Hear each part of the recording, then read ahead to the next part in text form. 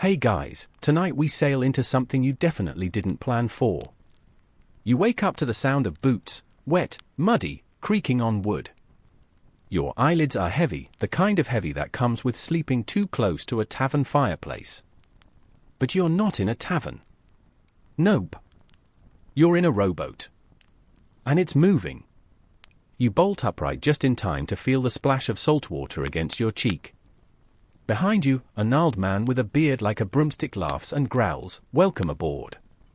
You've just been press-ganged, basically kidnapped, by pirates. It happened all the time in the early 1700s, the golden age of piracy. If you were young, healthy, and dumb enough to pass out near a dock, congratulations, you just got a free career change. And yes, you're the lucky winner tonight. So, before you get comfortable, take a moment to like the video and subscribe, but only if you genuinely enjoy what I do here. Let me know in the comments where you're listening from and what time it is there. Now, dim the lights, maybe turn on a fan for that soft background hum, and let's ease into tonight's journey together. By the time the ship comes into view, your stomach is already doing backflips. The vessel is massive. Black hull. Crimson sails. And the name? The Thirsty Widow. Classic. Figure she'd be thirsty, this crew drinks more than a frat house on payday. The ladder is rough rope, and as you climb, every inch of your body screams that this is a bad idea. Not that you have any say. Once you're aboard, the smell hits you: sweat, tar, fish, gunpowder, and something suspiciously like rotting onions. Welcome to your new home. A guy with one eye and two pistols, because symmetry is optional here, shoves a mop in your hands. "Swab or swim," he says. And that's your orientation session. Swabbing the deck is less about cleaning and more about not getting your head bashed in. You dodge swinging ropes, flying buckets, and the occasional fish slap. Someone yells heads, and a cannonball rolls past your feet like a bowling ball with murderous intent. Historical fact? Real pirate ships were chaotic, but they weren't lawless. There was often a surprisingly structured chain of command. You're quickly learning where you fall in that chain: bottom. Way bottom. Lower than the rats. One actually hisses at you like he owns the place.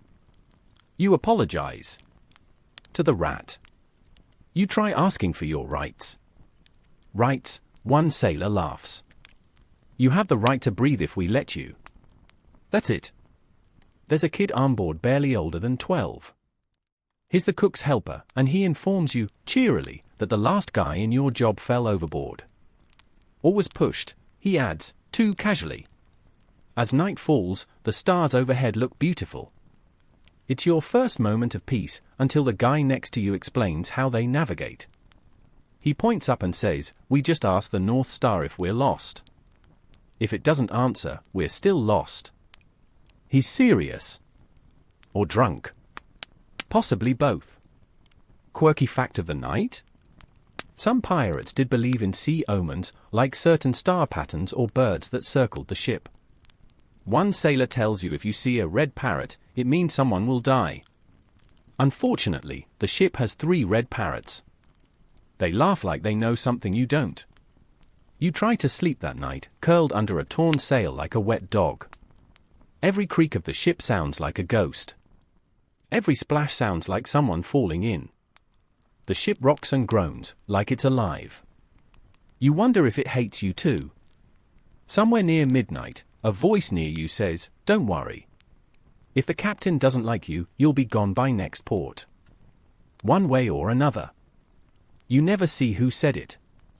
Historians still argue whether most press-ganged sailors stayed willingly after a few weeks or tried to escape the first chance they got. Based on your first 12 hours, you're leaning toward escape.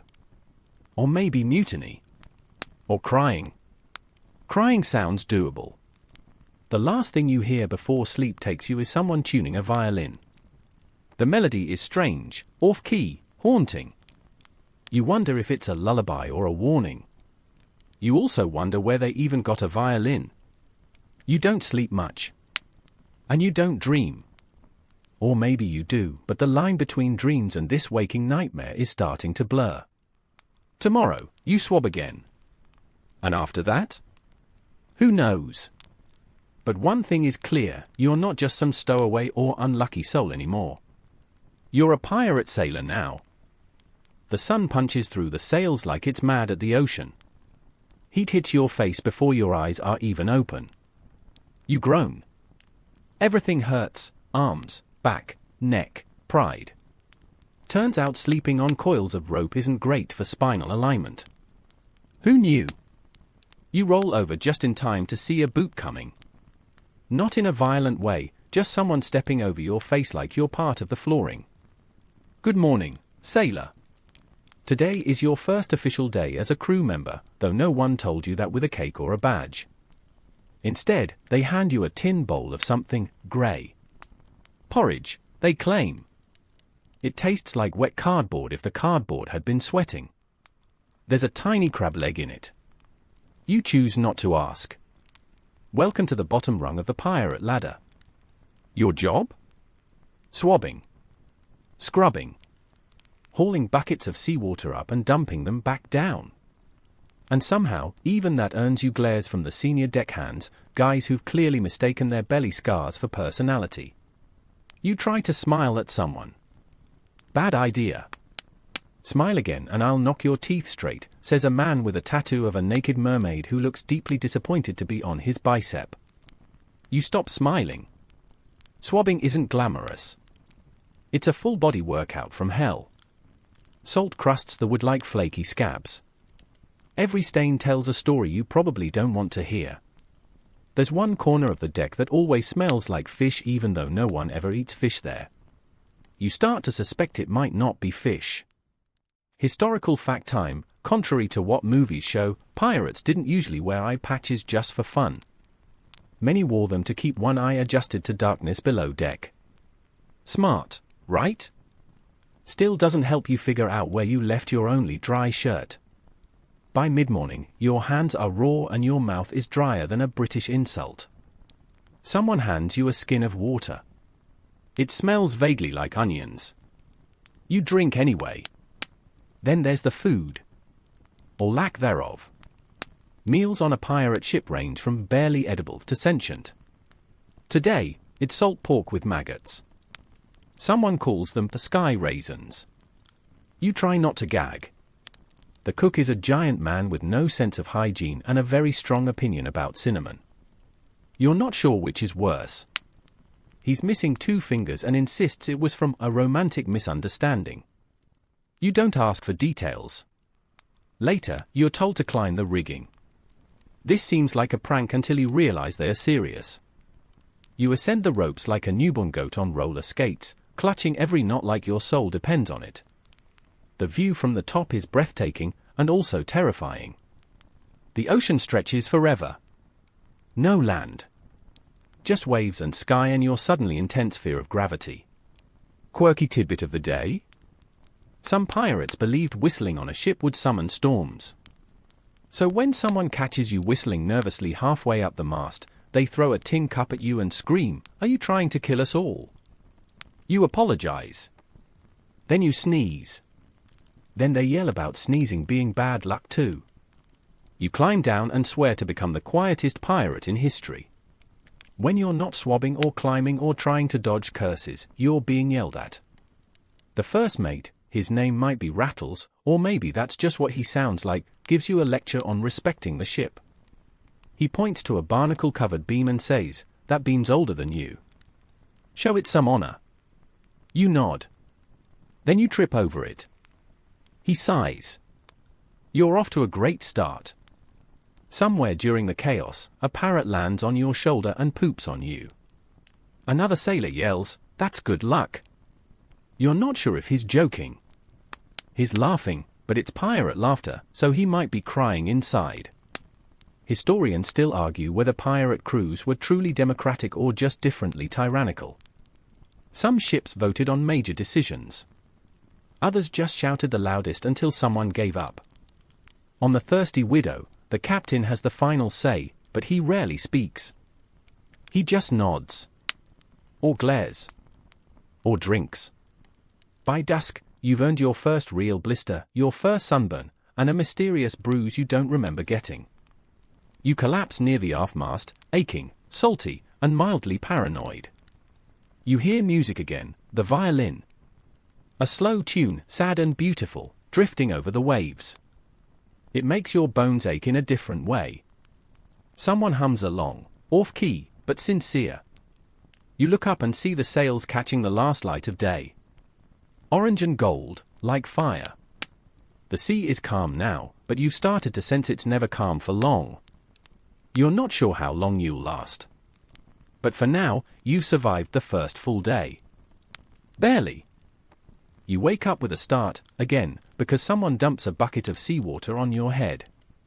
Up, barnacle brain. Time for rules. Rules? You thought pirates didn't have rules. Isn't that the whole point of piracy? Do what you want, when you want, preferably while waving a sword and yelling something dramatic. Turns out, you were wrong. Very wrong.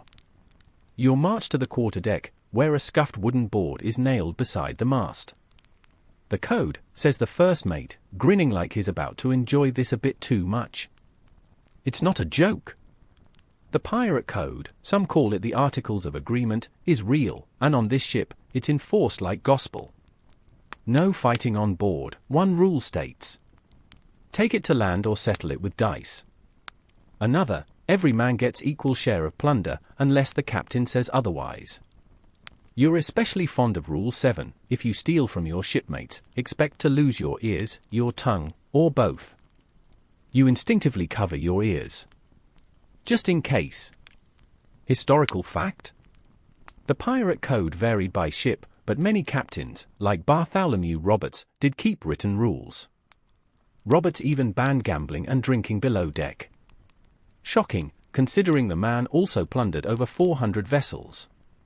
Still, there's something strangely civilized about it. The pirates vote on major decisions. They divvy loot equally, unless you're new, you'll get the crusty end of the stick for now. And they elect their captain, though no one dares challenge this one. Captain Harrow doesn't speak often, but when he does, the sea itself seems to listen. He shows up mid-briefing, his boots thudding like war drums. The crew parts like water. He looks straight at you, just once, and nods. That's it. No words. Just the kind of nod that makes you think he knows your deepest secret. You don't even have secrets. Now you want to make some just to impress him. You're handed a knife. It's duller than your sense of direction. Keep it with you, says a grizzled sailor named Mags. You won't use it for fighting. Not yet. But it's good for knots. Or cutting yourself free if someone ties you to a barrel. That's oddly specific. Lunch is hardtack and dried beans. The hardtack tastes like fossilized drywall. You try to bite it. It bites back. Mags taps it against the mast to knock the weevils out. Extra protein, he says, winking. Quirky tidbit?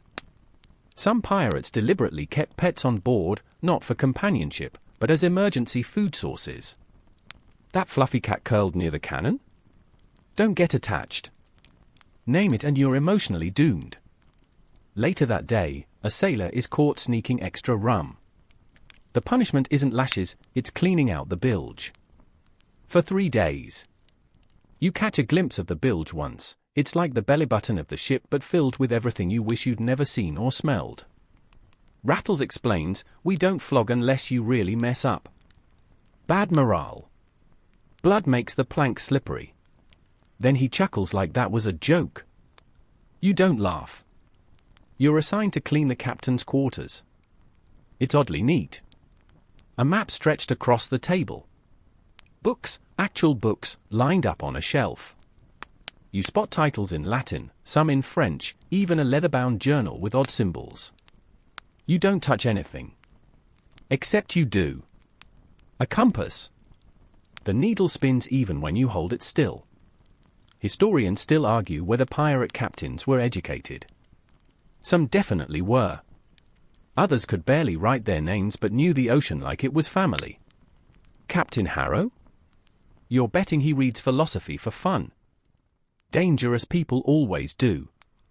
Back on deck, the crew holds the dice night. It's not just gambling, it's stress relief. They bet on everything: who can balance a spoon on their nose the longest, which rat is fastest, whether the cook's mole will grow. You lose a week's wages on a crab race. Rigged. Definitely rigged.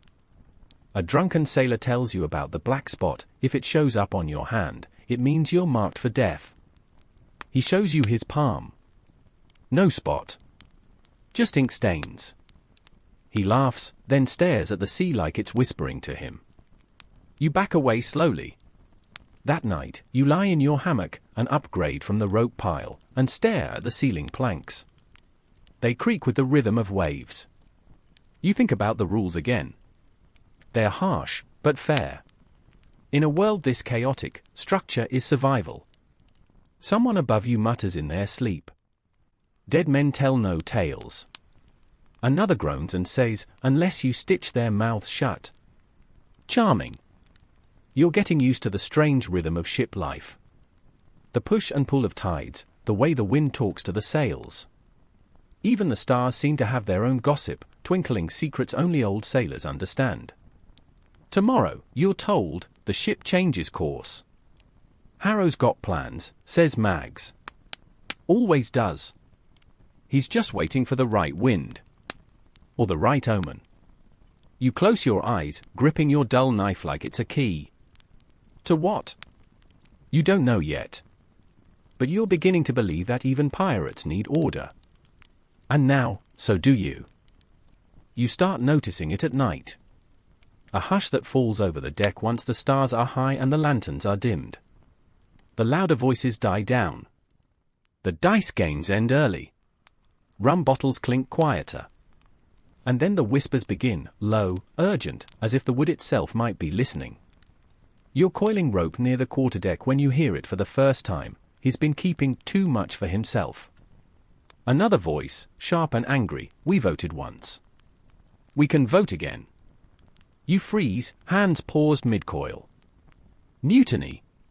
You've only been on the Thirsty Widow for a couple of weeks, but even you know that word doesn't get tossed around lightly. The whispers grow legs. By morning, they walk the decks. One-eyed Benny, the quartermaster, starts giving orders that contradict the first mates. Some crew members nod.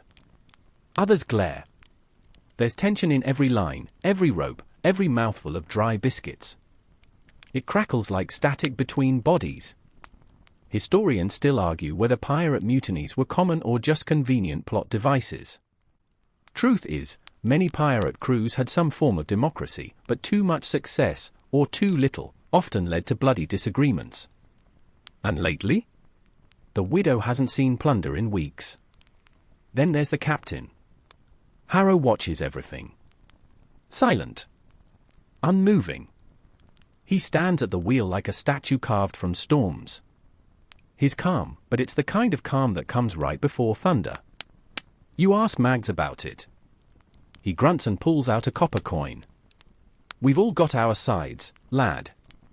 Even the cook's got opinions. He flips the coin. It vanishes mid-air. Sleight of hand. He smiles. Best you keep your head down and your ears open. Too late. That night, someone pulls you aside. A sailor named Vex. Long hair, 2 knives, a grin that never touches his eyes. You're new, he says, but green hands get hurt last. So pick your side while you still have a tongue. You pretend not to understand. It doesn't work. He leans in closer. Harrow's had his day. Too many secrets. Too much gold stashed. We're not starving while he lines his pockets. You try to back away. He grabs your shoulder. Be smart. When the time comes, just stay out of the way. The time might be sooner than you think. Quirky tidbit? Some pirate crews scheduled mutinies during full moons, believing it gave them luck and light. You glance up and, wouldn't you know it, the next full moon's just a day away. Fantastic. The next morning, the wind shifts. Literally and metaphorically. The lookout yells sails, and suddenly the crew comes alive with a kind of sharp joy you haven't seen in days. A merchant ship, small, fat, sluggish. Easy pickings. But something's off. The captain doesn't give the usual signal. No raised cutlass. No barked order. He just watches. Long silent. Then walks below deck without a word. Rattles hesitates. The crew stares. Then, slowly, Benny steps up and shouts, "To your stations. This ship's ripe for plucking." And just like that, the chain of command breaks. You're caught in the middle. Literally. Half the crew's at the cannons. The other half stands still, uncertain. You're gripping a rope that no longer feels like rope, it's suddenly a noose. Around someone's neck. Maybe yours. The merchant ship veers off. Gone. No battle. No loot. Just the sick, slow churn of missed opportunity. The crew simmers. That night, the whispers return, but louder. Angrier. You hear someone sharpening blades. You hear the word vote again, but also blood. Historians still argue whether real pirate captains were overthrown by votes or blades. On the Widow, it's shaping up to be both. At midnight, the ship jolts. You rush up, heart hammering. The mast is burning. Flames curl like fingers around the rigging. Sailors scream. Buckets are thrown. Someone shouts that it's sabotage. Someone else yells mutiny. And then steel flashes in the lantern light. You duck behind a barrel. The deck explodes with motion. Benny and his men charge toward the captain's quarters. Gunfire cracks. A sailor falls beside you, blood seeping into the floorboards. His eyes are wide. Shocked. Like he didn't think it would really happen. You crawl to the shadows, breath held, stomach heaving. You see Vex lunging at Rattles. You see Mags holding a pistol but not firing. You see Harrow, just standing there. Then he moves. It's quiet, almost lazy. One step. Two. Then steel in hand. His blade sings, and Vex is on the ground before you even register the movement. The fire crackles louder. Harrow speaks. Just one word, enough. And somehow all it is. The crew freezes. Benny is gone. Overboard? Dead? Who knows? The flames are smothered. The blood is washed away with seawater and silence. No one talks about it the next day. The mast is charred. The deck smells like ash. The captain walks among his crew. And no one questions him again. You? You swab the blood away. And you don't ask questions either. Not anymore. The sea, it seems, is eager to make you forget. Just 2 days after the mutiny fizzled into blood and silence, the thirsty Widow is sailing into a sky so blue it looks like it was painted just for you. The wind is strong, the crew oddly quiet, and the call comes down the mast like a bolt from heaven, ship ahead. Merchant brig. This time, no hesitation. The captain gives the signal, one clean arc of his sword, and the deck roars to life. You're handed a musket that's probably older than you, and told, just point and don't drop it. You're positioned behind a barrel, shaking like the sail ropes in a storm, while experienced hands run to their stations, cannons loaded, powder ready, grappling hooks coiled like angry snakes. This is your first battle. You can feel it in your bones, like every joint is whispering, this might be it. Historical fact, pirate ships didn't always go full battle mode. Often, they just raised their black flag, and most merchant ships surrendered immediately. No one wanted to die for barrels of molasses. But sometimes, the flag didn't scare them. Sometimes, they fought back. This one fights back. The brig is flying Dutch colors, neutral, technically. But she's hauling silver, and neutrality's a concept that doesn't float well out here. She opens fire first. You hit the deck instinctively as a cannonball screams overhead and explodes into the railing near the helm. Splinters fly. Someone screams. Then the Widow fires back. The whole ship shudders like a living thing. The cannons roar, a deafening symphony of fire and smoke. Your musket misfires with a pathetic pop. You drop it and grab a rope to stay upright. The smell is overwhelming: sulfur, sweat, salt, and something scorched. It smells like death, but also adrenaline. You see Mags fire a pistol one-handed, blood streaming down his arm.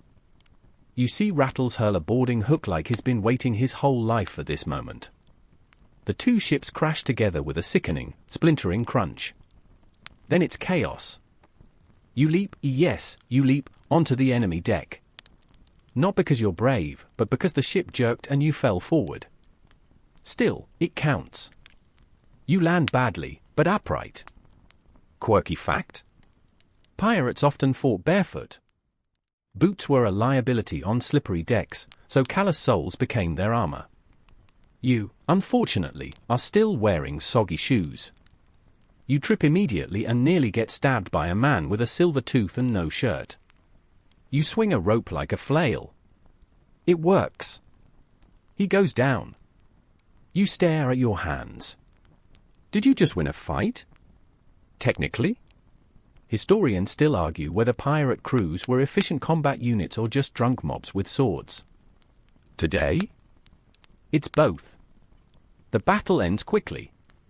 The merchant crew surrenders, hands raised, eyes wide. Harrow strides across the deck like Neptune himself, silent and soaked in powder. He nods once. Plunder begins. You're assigned to the hold. Silver coins, bolts of cloth, barrels marked with symbols you can't read. One is full of coconuts. Another, strangely, full of sand. Ballast, says a crewman. They'll be furious we took it. He laughs for 5 solid minutes. You start laughing too, just to stay sane. Then you find the rum. Barrels and barrels of it. The cook cries actual tears. You're not sure if it's from joy or the smoke in his eyes. Back on the Widow, the celebration begins before the sails are even furled.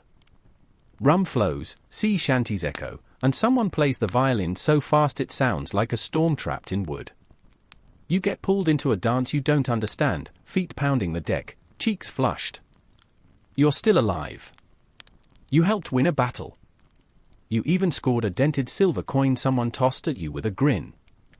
It's warm in your palm. Real. Heavy.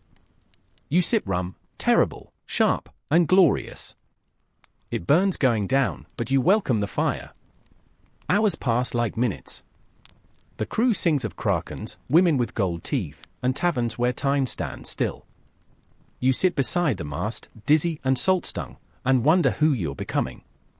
You see Harrow watching from above. Not drinking. Not singing. Just standing there. Someone throws up into a cannon. It's a moment of beauty, somehow. Quieter now, you hear talk of the next target. A Spanish galleon rumored to be heading to Portobello with chests of gold and a belly full of muskets. The Widow's ready. Blooded but high on victory. The stars come out, blinking into place like witnesses. You lie back, arms spread, heart still pounding from the rush. The sea cradles the ship gently now, like a mother pretending she didn't almost drown you a few hours ago. Your first battle. Your first real taste of the life. You close your eyes. You dream of silver coins falling like rain. By the time the thirsty Widow anchors off the coast of Port Royal, you've already heard 15 versions of what'll happen on shore. Most involve rum, at least one tavern brawl, and possibly a goat. Port Royal, Jamaica, the pirate capital of sin, salt, and scandal. In the late 1600s, it was the place for pirates to burn their coins, gamble away their gold, and, according to a British report, commit more debauchery in 1 week than most towns in a year. A place where the line between freedom and ruin is thinner than a barmaid's patience. As the longboat rows you toward the docks, the scent hits first, a punch of rotting fish, sweet fruit, gunpowder, and perfume. not unpleasant. Just complicated. The city rises before you in sun-bleached chaos, balconies sagging with laundry, shopkeepers yelling in patois, chickens sprinting under donkey carts. You step onto the dock and instantly feel the sway in your legs, like your body forgot how solid ground works. Don't get yourself killed, Rattles says as he pushes past you. Or worse, married. You're given a few coins, your share of the plunder, minus deck fees, powder fees, and captain's calm stare fee. That last one's a joke. You hope. You wander, wide-eyed, through narrow alleys and sun-drenched plazas. Every door seems to lead to either danger or delight. Sometimes both. First stop, food. Real food. Not hardtack, not salted meat, but a steaming bowl of peppered goat stew and fried plantains that tastes like forgiveness. You nearly cry. The cook at the stall eyes you like a hungry dog and says, "First time off the leash." You nod, mouthful. Historical fact? Port Royal was called the wickedest city on earth. Before a massive earthquake in 1692 swallowed half of it into the sea, it was a playground for pirates and smugglers. The British tolerated it because it helped keep Spanish influence in check, and also because they enjoyed the rum. Which brings us to the next stop, the Siren's Throat, a tavern with a roof that leaks even when it's not raining and a parrot at the bar who curses in 3 languages. You're barely inside before a drink is shoved into your hand. You drink it. Mistake. It tastes like burning rope soaked in regret. You're pulled into a game of cards. You lose fast. Turns out, poker faces are hard to keep when your opponent has an actual knife in their boot and keeps adjusting it mid-hand. Don't worry, says a woman across the table, you're only down a day's wage and your dignity. She smiles like she just won both. She might have. Her name's Maura. You'll remember her for more reasons than you'd like. She tells you about a buried cache of coins just east of the port. Or maybe it's just a story. Either way, you follow her out the back of the tavern into the alley, where shadows stretch like spilled ink. Quirky tidbit? Pirates had a strong oral tradition, stories of hidden gold and cursed islands passed from lips to ears faster than diseases in a brothel. Most were lies. Some were less of a lie than others. Turns out, Maura was lying. Or maybe setting you up for fun. Because the next thing you know, you're being chased by a guy wielding a broken oar and screaming something about his crate of guavas. You make it back to the ship with bruised pride, fewer coins, and a suspiciously wet boot. Mags laughs so hard he chokes on a chicken bone. Later that night, the crew returns in pieces. Some drunk. Some bleeding. One guy somehow acquired a monkey. It won't let go of his ear. Harrow stands on deck, watching each sailor stumble aboard. He says nothing. He doesn't need to. Just standing there in the dark, coat billowing, eyes like storm clouds. Somehow, you feel soberer just looking at him. Historians still debate whether pirate captains enforced curfews in port. On the Widow, there's no official curfew, but if you're not back by dawn, the ship sails without you. And no one chases after a straggler. You sit on the edge of the deck, legs dangling over the waves. Behind you, Port Royal still glows, a flickering mess of noise, firelight, and temptation. Ahead, just ocean. And in between, you. You sip the last of your rum. It tastes better now. Maybe because it's yours. Maybe because you survived it. A violin plays softly below deck. You're starting to suspect no one owns that violin, it just appears when the night needs it most. You look up. The stars have returned. They blink like they're trying to tell you something. Maybe a warning. Or maybe they're laughing, too. Treasure never shines quite as bright as the blood spilled for it. You're woken before dawn by a sharp boot to the ribs and a raspy voice, "Up, sailor. We've got business to bury." The Widow's dropping anchor off an uncharted crescent-shaped island the crew calls Dog's Maw, because from above, it looks like the open mouth of a hound, and possibly because it swallowed a few careless pirates in its time. The jungle presses against the shore like it's trying to keep a secret. Your job today? Dig. But not just holes. Graves. Of sorts. It starts with 5 burlap sacks tied tight, each about the size of a man's torso. No questions, Mag says, handing you a rusted shovel. You nod. You already know better by now. As you row ashore, Harrow sits at the bow, unmoving, watching the horizon like he expects it to do something unforgivable. The beach crunches underfoot with broken coral and seashells, and the air buzzes with insects and something else, tension. You march inland with the crew, weaving between ferns and vines as thick as your thigh. You're told to dig beneath a twisted palm with 3 trunks. Always mark the good spots, Rattles whispers. Historical fact, pirates really did bury treasure, but not often. Most loot was spent quickly, gambled away, or traded. But in rare cases, secret caches were hidden on remote islands, marked with crude maps, stories, or landmarks only the captain remembered. Today, you're making one of those stories real. The sacks? Not treasure. 3 are full of silver coins, soaked in seawater and wrapped in moldy canvas. 1 is just rum, 25 bottles, sealed and packed in sand. The last? You wish you hadn't looked. Bones. Human. Old. Curled like someone tried to scream through their spine. No one explains. No one has to. You dig faster. You carve out the pit while sweat drenches your shirt and your hands blister. Mags hums a tune you've heard before, the one the violin sometimes plays. You don't ask where he learned it. As the first sack thuds into the ground, you feel it, a drop in temperature. The wind stops. The jungle, loud a minute ago, suddenly falls dead silent. You feel that, you whisper. No, says Rattles. And neither did you. You nod. Got it. The rest of the burial passes in strange quiet. No jokes. No sea shanties. Just dirt, grunts, and a growing sense that something invisible is watching through the leaves. Quirky tidbit? Some pirates believed that buried treasure needed a guardian, and that sometimes, the guardian had to be volunteered. Stories of cursed gold weren't just fairy tales. They were insurance policies. Leave a body to scare off thieves, and boom, supernatural security system. When the pit is finally covered, Harrow steps forward. He pours a thin line of rum over the soil, says a word you don't recognize, and draws a symbol in the dirt. Looks like a key. Or a fish? Or maybe a warning. Hard to tell with pirate symbols.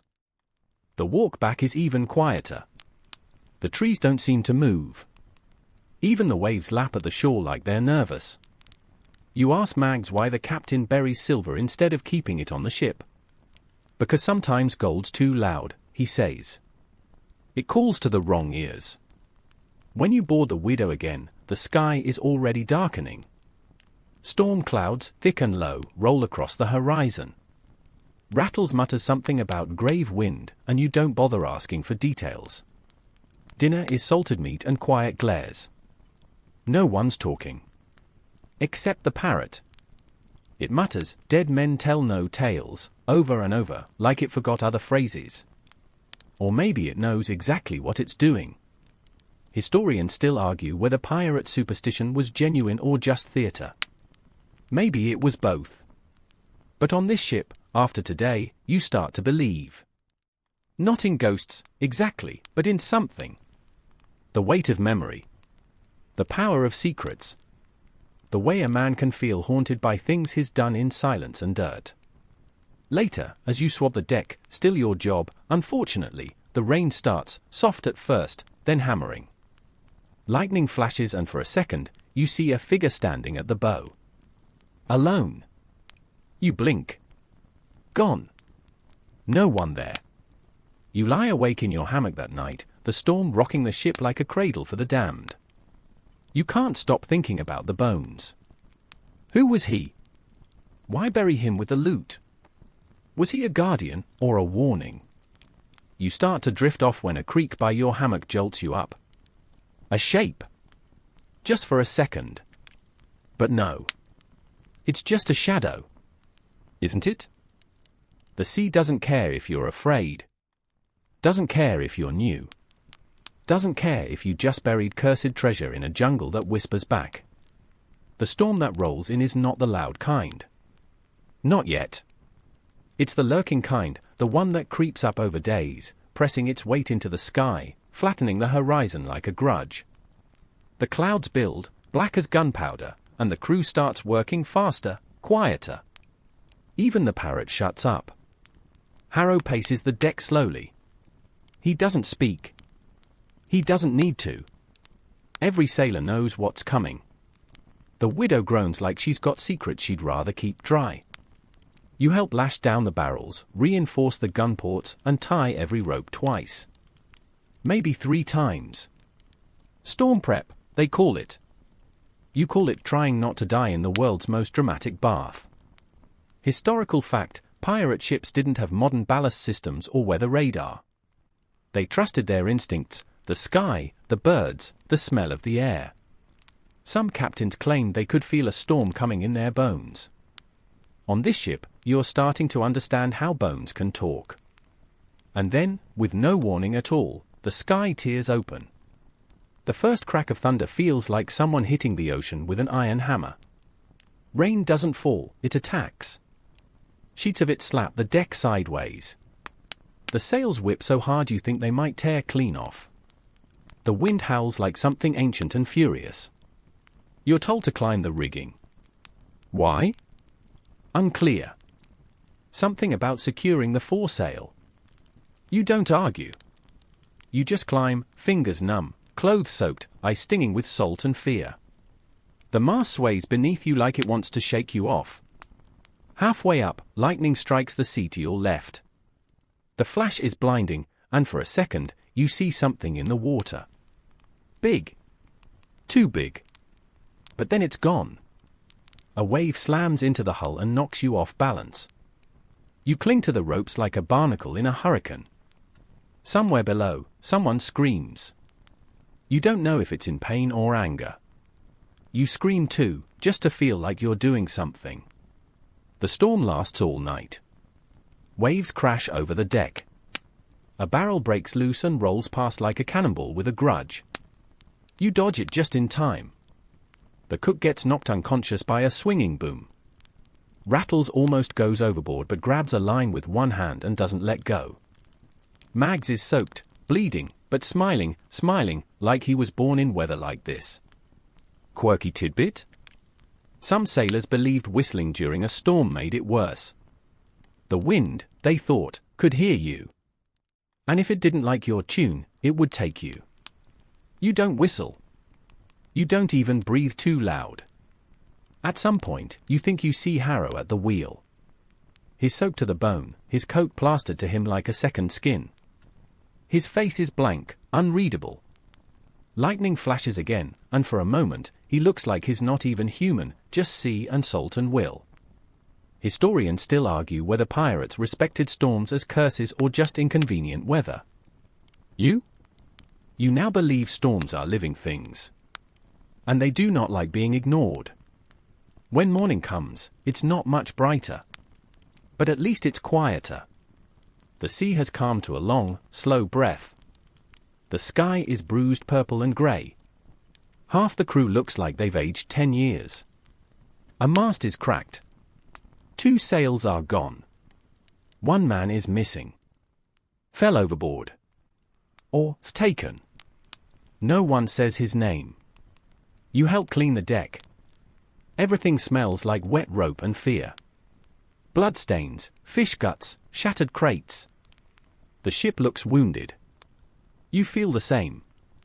Later, you're sent below to check the hold. Water sloshes up to your boots. You bail it out 1 bucket at a time. It takes hours.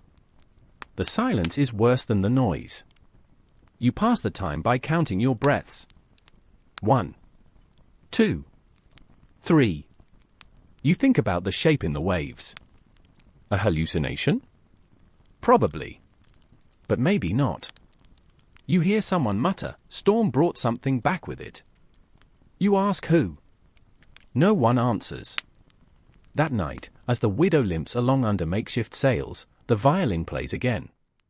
Slower now. Sadder. It sounds like morning. You lie in your hammock, the ship creaking around you, and listen to the wind as it slips through the planks like a whisper. You tell yourself you imagined the thing in the water. You have to believe that. Because if the sea is watching you now, what happens when it decides to reach up again? You wake to the smell of rotten rum.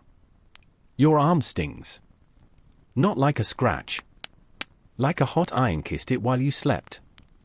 You peel back your sleeve and, yep, there it is. A swollen, crusted gash from when you slipped on deck during the storm. You thought it was nothing. It is not nothing. Mags takes one look at it and nods gravely. Aye. You need the surgeon barber. You almost ask if that's two different people. It is not. The ship's surgeon is a man named Grindle. No one knows if that's his first name, last name, or an old curse word. He lives in the shadowy, foul-smelling corner of the lower deck that you were previously told to avoid unless leaking from somewhere important. You are, unfortunately, now leaking. Grindle's clinic is less of a room and more of a cramped cabinet of horrors. Bones hang from the ceiling. A jar of pickled eyeballs wobbles when you enter. There's a saw, a pair of scissors that look suspiciously like shears for sheep, and a pile of stained rags that smell like regret. So, he says, without looking up, you got yourself infected. Let me guess, tried to be brave during the storm, slipped, and hoped no one noticed. You blink. Yes? I notice everything, he mutters, motioning for you to sit. Now hush. This won't be quick. Historical fact, pirate ships did have surgeon barbers, dual-role crewmen who cut hair, lanced boils, pulled teeth, stitched wounds, and yes, amputated limbs. They weren't doctors. They were enthusiastic improvisers. He doesn't wash his hands. He doesn't offer anesthetic. He pours a swig of what smells like gun-cleaning alcohol onto your wound and says, "Bite this." He hands you a spoon. Not even a stick. A spoon. You do not scream. You yelp, you curse, you might even cry a little, but you do not scream. When it's over, your arm is wrapped in something that was once a tablecloth. You think there's a chicken on it. Maybe a duck.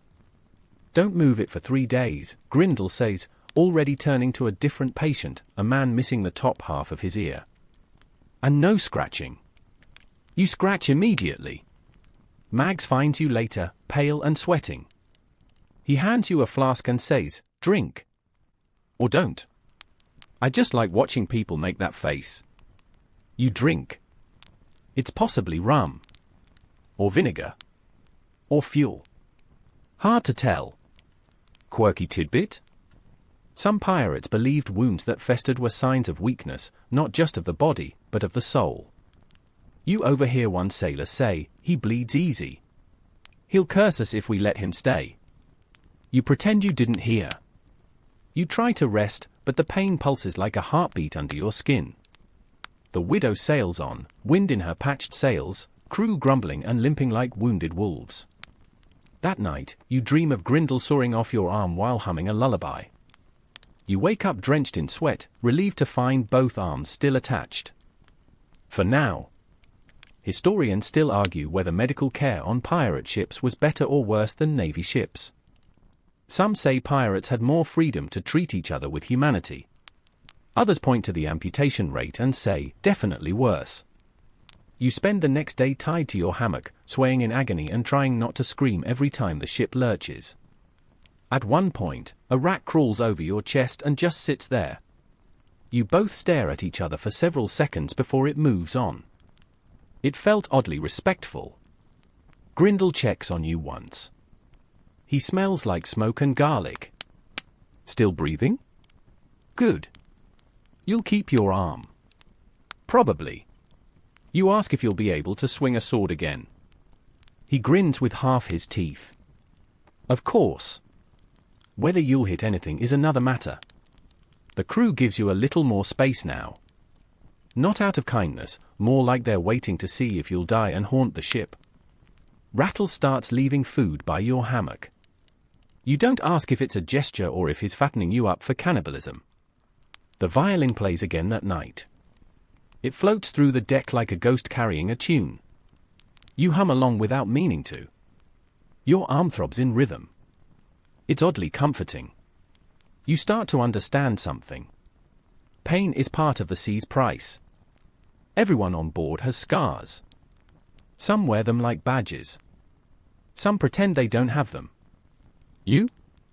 You're starting to feel like the widow herself has claimed a piece of you. The wound will heal. The ship will move on. But you'll never forget Grindel's words, whispered just before he stitched the final knot. This ship takes from all of us. Skin, blood, sleep, or sanity. Just depends what it likes best. You wonder what it's taken from you already. And what it's planning to take next. The ocean is calm tonight. Too calm. You're on night watch, wrapped in a borrowed cloak that smells like sea dogs and regret, staring at the black water as it stretches to the ends of the world. Above, the stars glitter coldly, like they're watching with mild interest to see if you'll survive the next few hours. Your arm still aches under Grindel's questionable bandages, but you're upright. Alive. Breathing. Mostly functional. You've survived storms, mutiny, and pirate surgery. You're starting to think you might actually make it. And that's when you hear it. A soft splash. Followed by a hollow thunk. You lean over the railing, peering into the dark. There's nothing there. Just the rhythmic slap of waves against the hull, the occasional creak of wood, and your own heart, which has decided to beat loud enough for the entire ship to hear. Then, a sound behind you, like something wet dragging across planks. You spin around. Nothing. Empty deck. Lantern swinging slowly in the wind. You are absolutely, definitely not going to panic. You go below deck to wake Mags. He opens one eye, mutters something about sea dreams, and goes back to snoring. You try Rattles. He mumbles, could be dolphins. Could be death. Hard to tell, and rolls over. So now, it's just you. You sit near the bow, lantern in one hand, knife in the other. You watch the sea. And then it happens again. A shape, huge and slick, passes under the water, just beneath the hull. A shimmer of movement. A flash of something pale and smooth and long. It doesn't breach. It just glides. You tell yourself it's a whale. Definitely a whale. Except it's not. Because whales don't hum. Yes. That's what you hear next, a hum. Low and distant, vibrating in your bones more than your ears. It rises in pitch, then cuts off, leaving you in awful silence. Quirky tidbit? Sailors once believed in sea devils, creatures that stalked ships and whispered to sailors through the wood, luring them to the edge. Some said it was the ocean's way of reclaiming those who cheated death too many times. You suddenly regret every close call you've had. Historical fact, the 18th century sea was filled with reported sightings of monstrous creatures, krakens, leviathans, serpents long as ships. Most were chalked up to misidentified whales, giant squids, or rum-fueled hallucinations. But not all of them. You tell no one about what you saw the next morning. The words sit heavy on your tongue. But you're not the only one. The crew's mood shifts. Subtly, but surely. Men glance at the water more than usual. The parrot starts squawking a phrase it's never said before, don't look down. Over and over. One sailor, Brenner, refuses to leave his hammock. It's under us, he whispers. It's watching. Rattles laughs it off. Man's cracked from too much sun. But even Harrow looks out across the water longer than normal. He stands at the wheel, quiet, scanning the horizon with eyes narrowed like he's searching for something that's not there, and praying it stays that way. That night, you wake to a scream. Not a human one. A sound from below the ship. Deep and sharp and alive. It vibrates through the planks and your spine and your teeth. The widow groans in reply, like an old woman arguing with her ex-husband. Then, silence. Just the wind. The sea. The darkness. The next morning, Brenner is gone. No one saw him leave. No one heard a splash. He just isn't there anymore. You help check every barrel, every corner, every rope coil. Nothing. Harrow calls a quiet meeting. No man speaks of this, he says. The sea takes. Always has. Always will. Speak of it, and it might take more. The crew nods. No questions. You don't sleep for the next 2 nights. You stay on deck, gripping your knife with blistered fingers, scanning the sea like it owes you answers. It doesn't. It never does. On the 3rd night, the violin plays again. But this time, it's not below deck. It's out there. Across the water. Faint. Beautiful. Terrifying. You try to find the source. There's nothing. Just endless black waves and stars that blink too slowly. You hum the tune under your breath, not sure if it will keep the monster away, or summon it. You remember what Grindle said. This ship takes from all of us. You wonder what it's taken from Brenner. You wonder what it wants from you. And still, the widow sails on. Like she knows exactly where she's going. Even if none of you do. You wake up in chains. It's not a metaphor. It's cold, iron, clamped around your wrists and ankles, bolted to the damp floor of a brig that smells like despair and rat droppings. You try to move, can't. You try to shout, your throat's too dry. You try to remember what happened. The memory comes slowly, like a reluctant tide. A British Navy ship. Flags white and blue. The cry of man o' war from your crow's nest. The widow trying to outrun her. Cannon fire, splinters, fire. The boarding. The grappling hooks. The chaos. The smoke. And then, the club. Slamming into the back of your head like the punctuation on a sentence you never wanted to finish. Now you're here. The HMS Valor. Stiff uniforms, polished boots, men who sneer when they look at you like you're not quite human. One of them spits through the bars of your cell. You're lucky, pirate, he says. They want you alive. Comforting. Historical fact, pirates captured by the Royal Navy were often brought to port in chains for public trial. Few were spared. The 1717 Act of Grace pardoned some if they surrendered before they were caught. You, unfortunately, did not. The ship creaks as it sails toward Jamaica. Port Royal again. But this time, you're not heading for stew and rum. You're heading for a courtroom and a rope. They keep you below deck for days. Your meals are hard biscuits and whatever water hasn't gone green. The guard who brings them likes to tell stories. Saw a man hang for stealing a loaf of bread once. You lot? They'll build a scaffold just for you. You ask about the rest of the widow's crew. He shrugs. Some escaped. Some didn't. Captain's dead, I reckon. Or worse. You close your eyes. Harrow? Dead? No. You don't believe it. Can't. The world rocks softly around you. You find yourself humming the violin tune again. It keeps you grounded. Keeps you from falling apart. On the 5th day, the cell door creaks open.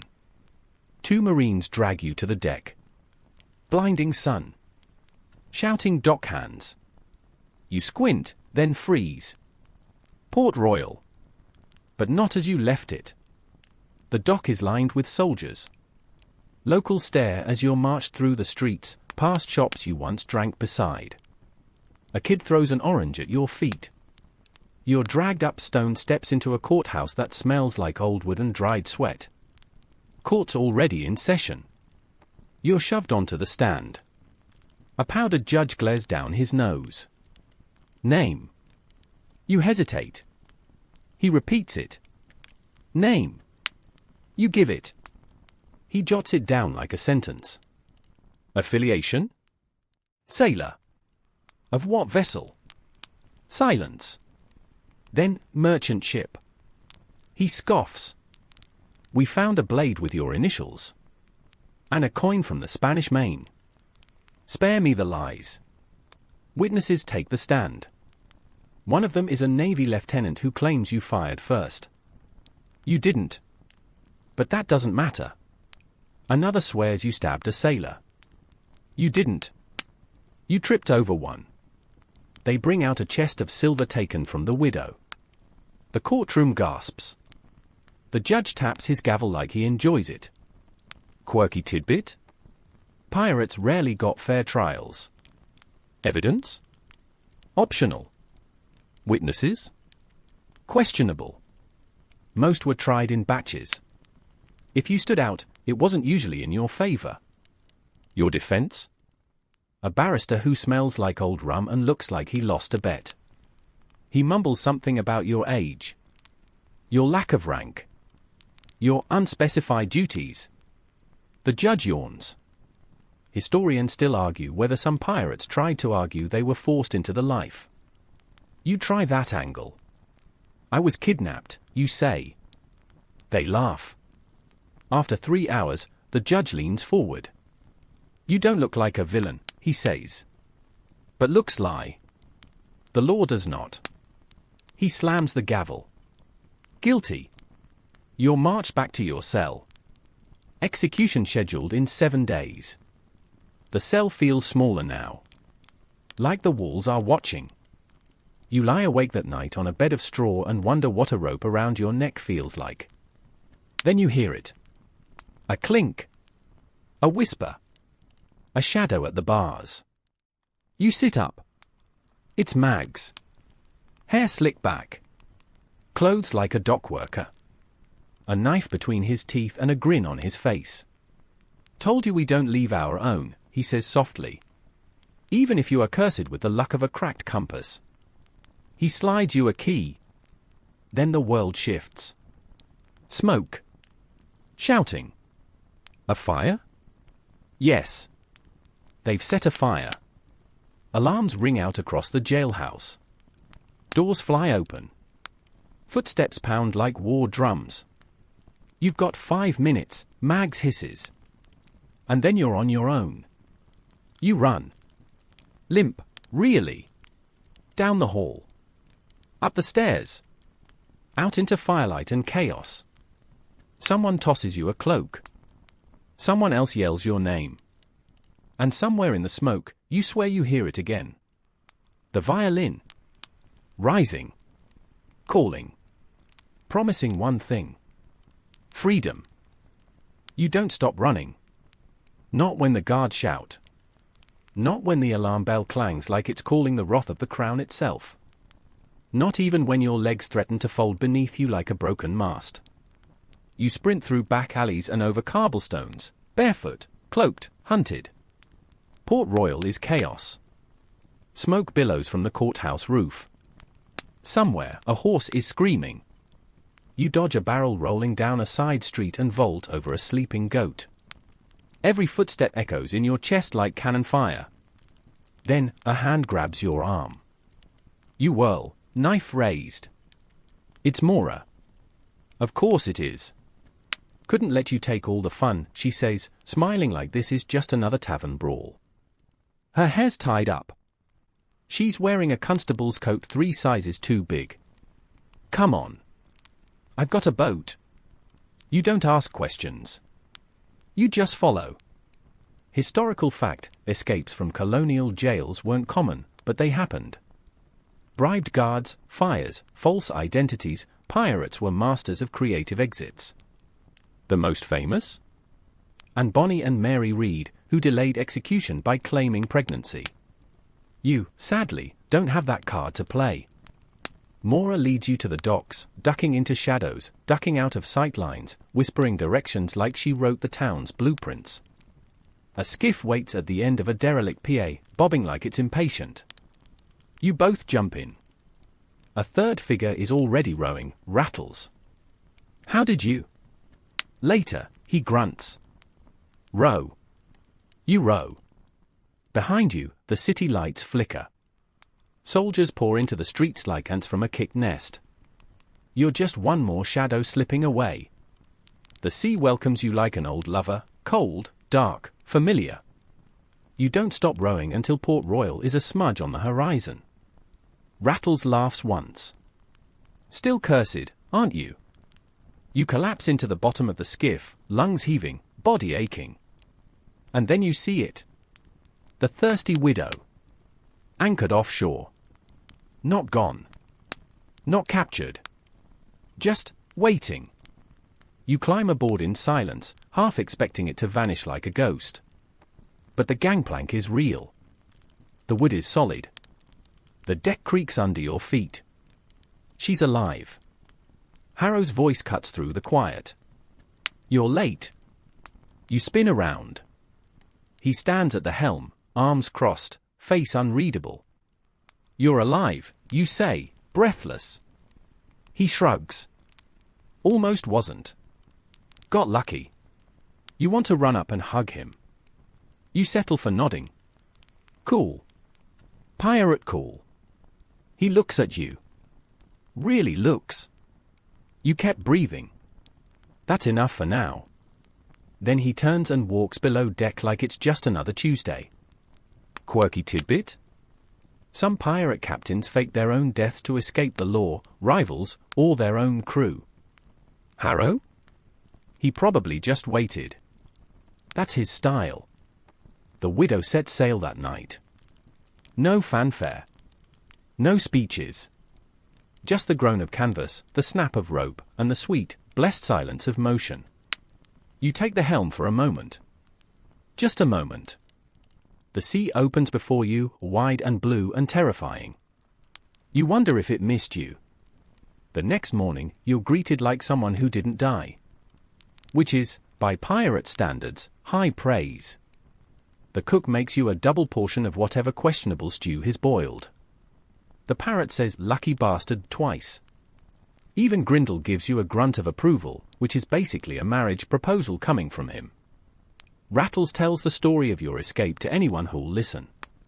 By the fourth retelling, you're leaping out a second-story window with a sword in your teeth. You don't correct him.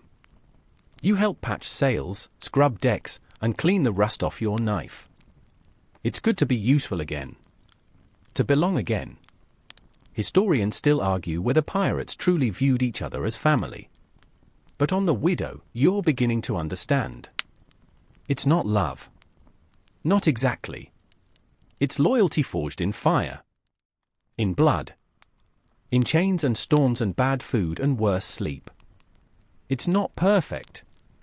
But it's real. That night, you lie in your hammock, bruised and bone-tired. The violin plays. The wind hums through the ropes. You're not free. Not really. The sea owns you now. But you're here. Alive. On deck. With a crew that would die for you, and maybe kill for you, too.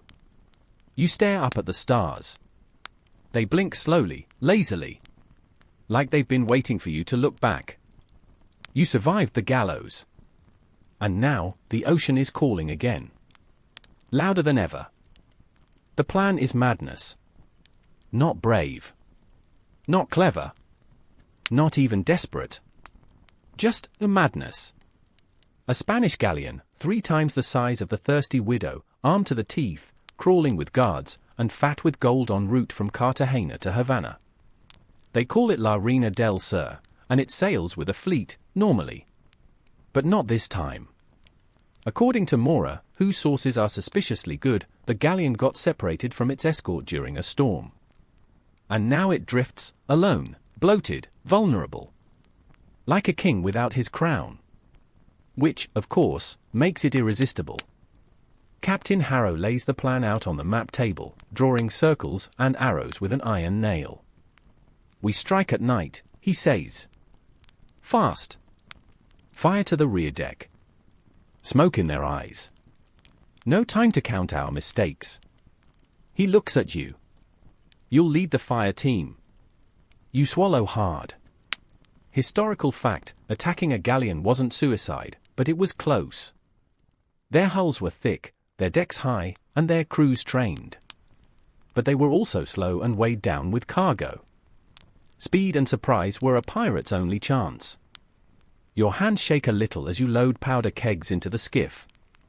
The air is thick with anticipation, or maybe just fear wearing a different coat. Even the parrot's gone quiet. The widow drifts in at dusk, her sails drawn up like the breath before a scream. You approach La Reina del Sur under moonlight, oars dipped silently, a smear of darkness against an ink-black sea. Then, clank! Rattles drops his grappling hook. Everyone freezes. Nothing. No alarm. You exhale, barely. The galleon looms above you, massive and still. You climb the hull like a spider, arms burning, knife clutched between your teeth like a cliché that suddenly makes sense. Quirky tidbit? Pirates sometimes wore dark clothes soaked in oil before night raids, to make them even harder to spot. You're soaked in sweat and panic. Close enough. You reach the deck. One guard. Asleep. You sneak past him like a guilty thought. Then you plant the first firebomb, tucked near crates of rope and tar. You nod.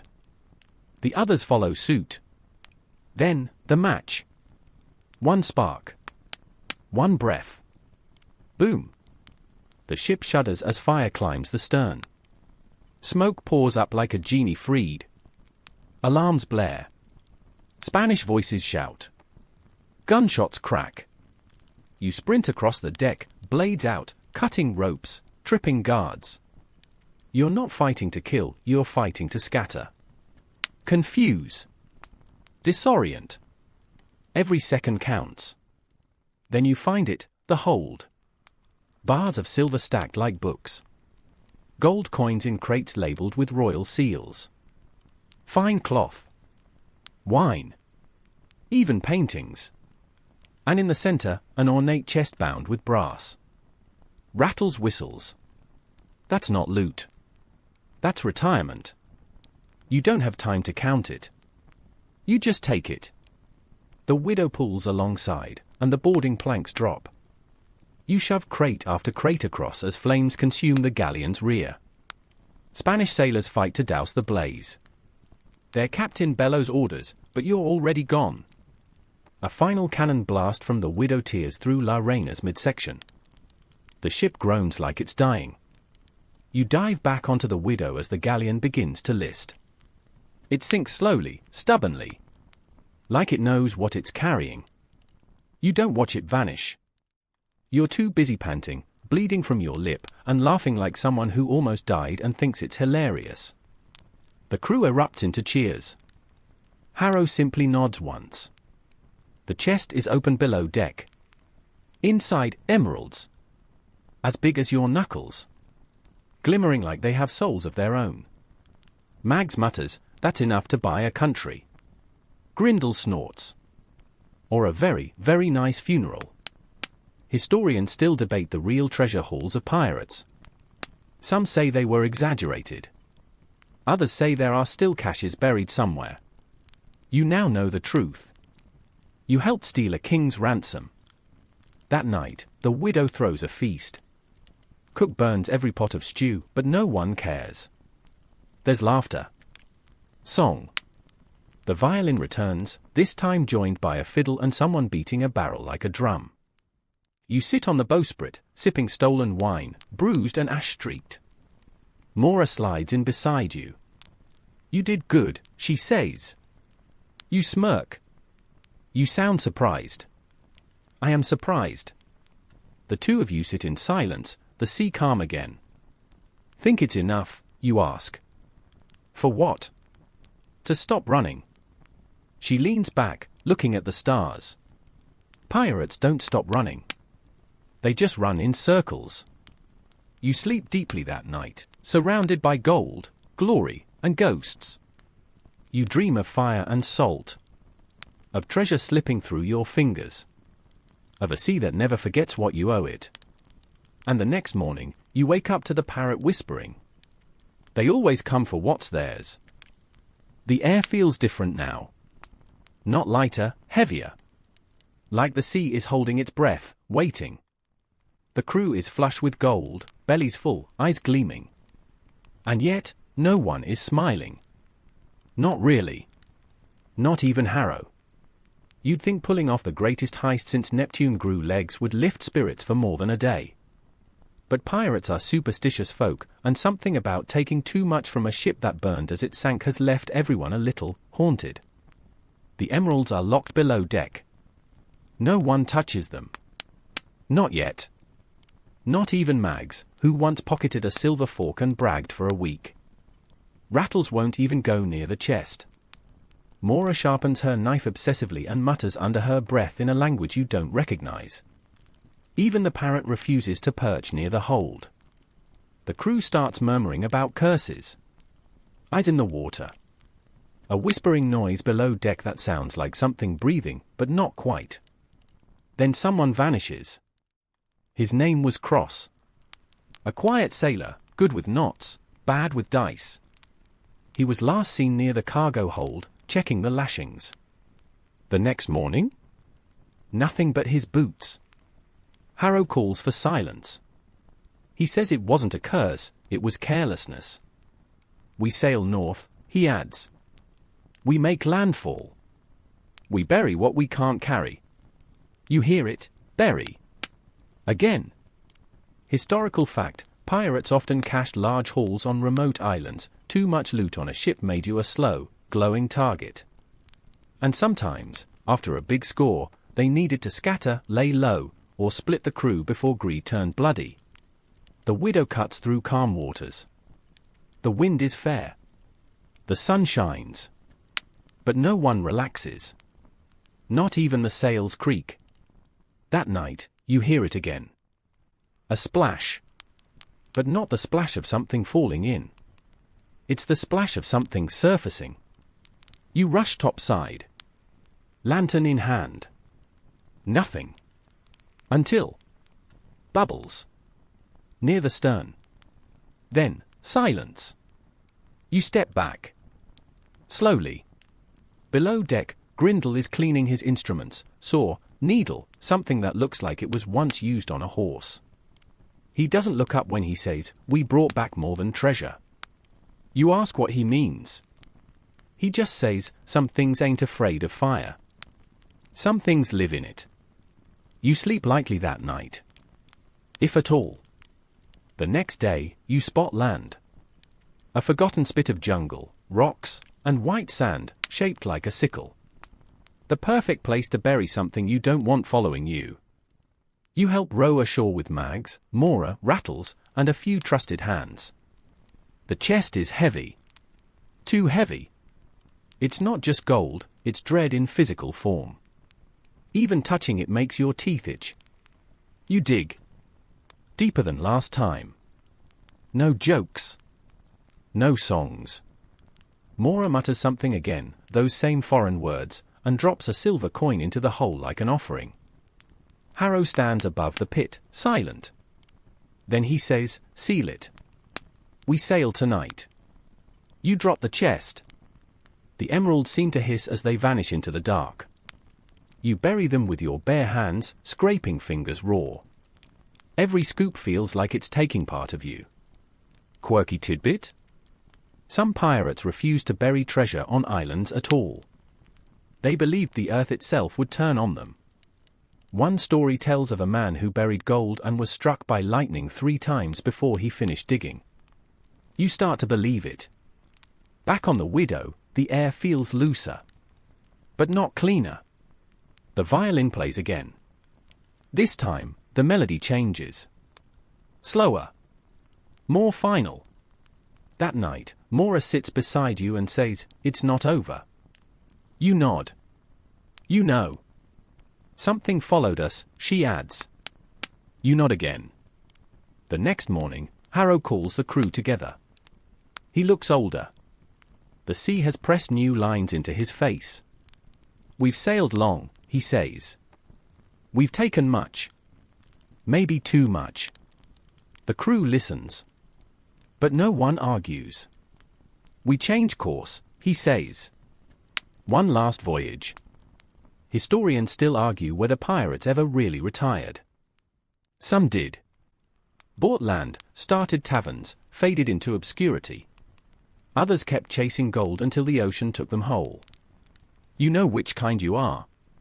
The kind that doesn't get to retire. The kind that hears the sea call even when it's silent. You stare at the waves, wondering what lies ahead. A storm? A ship? A reckoning? Or something worse? The widow groans beneath your feet. She knows. She always knows. You don't see it coming. No one does. It's just another morning, grey, still, thick with the kind of humidity that makes the ropes feel like eel skin. The widow sails northward now, away from the buried treasure, away from what you all refuse to name. The wind is soft, the sea like glass. It should be peaceful. It is not. The crew is restless. Paranoid. Jumping at shadows. Mags hasn't touched his rum in 2 days. Grindle's been sharpening the same bone needle since dawn. Even the parrot won't speak. You're beginning to miss its insults. And then? Boom. The first shot tears through the water beside the hull, close enough to spray your face with salt. Ship, someone yells. But you already see it. A black silhouette on the horizon, sleek, fast, cutting through the sea like it hates the waves. No flag. No colors. Just intent. A hunter. The crew scrambles. You run to your station. Powder barrels, cannonballs, fire starters. Your fingers move before your brain can panic. Another shot. This one hits. The widow lurches sideways. You stumble. Smoke rises from the quarterdeck. You hear someone screaming. You don't know if it's pain or fury. Harrow doesn't flinch. He just grips the wheel tighter. We don't run, he says. We fight. Historical fact, pirates were hunted relentlessly by privateers and navies alike. The most feared? Pirate hunters, ships paid specifically to track and destroy crews like yours. Their orders were simple, no survivors. This one doesn't miss. Their ship is faster. Newer. Unburdened by ghosts or rot. But the widow has teeth. And rage. And you. The cannons fire. The sea roars. Your world becomes smoke, blood, fire, and the sound of splintering wood. You fight like someone who remembers chains. Who remembers courtrooms and gallows and cold floors. You fight like someone who escaped once and will not be dragged back. But the widow is dying. The sails are torn. The mainmast groans with a crack that splits the sky. Flames lick the starboard side. A deckhand goes overboard. You don't see him resurface. Mora grabs your arm. We're not getting out of this, she says. You nod. You know. The parrot flies off the rigging, screaming one last phrase, no grave but the sea. Rattles is at the bow, pistol in each hand, laughing like a lunatic. Grindle's using a bone saw as a weapon. You don't ask. Then it happens. A final cannon blast tears through the hull just beneath your feet. You're airborne.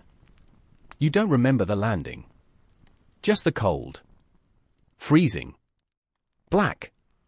Deep. You open your eyes underwater, and for a second, just one, you see something move beneath you. Huge. Gliding. Watching. The violin plays in your head, muffled and distant. Then, light. You surface, gasping. Wreckage floats around you. Flames crackle. Screams fade. And in the distance? Nothing. The thirsty widow is gone. You cling to a plank, drifting. The sun sets. The sky turns to ash. No ships appear. No sails. No birds. Just silence. Quirky tidbit? Some pirates believed that dying at sea meant your soul wandered forever, unless anchored by a coin, a prayer, or a name. You whisper yours into the wind. Just in case. You don't know how long you drift. A day? 2. Maybe more. Eventually, a shadow appears. Not a ship. Not exactly. More like a shape. Rising. Looming. And then, a rope. You grab it. Pulled aboard. A hand grips yours. Familiar. Rough. Harrow. Somehow he is still alive. The widow isn't. But a piece of her is. This ship? Smaller. Slower. Scarred. But real. Thought you were done, he asks, voice hoarse. You shake your head. Not yet. He smiles. Then let's sail. The sea is quiet now. It cradles the new ship like a lullaby, the waves rising and falling with the rhythm of breath. The stars above are no longer watching, they're resting, too. Their glow soft, forgiving.